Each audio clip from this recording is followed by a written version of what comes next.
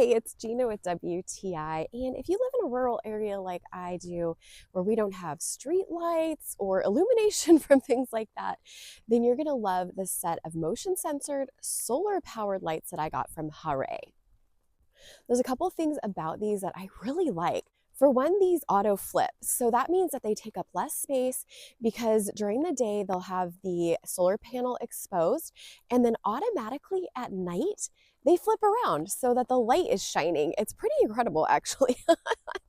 I have mine set on mode 1, which means that they're off until they detect motion.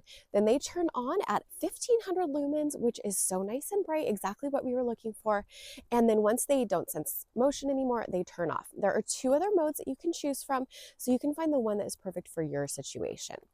These are easy to mount. They come with all the hardware that you need in order to do that.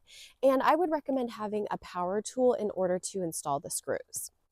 We couldn't be happier with the 4-pack that we got. I have them all over our property so that we can actually see things now. I think you're going to love them too, and that's my point of view.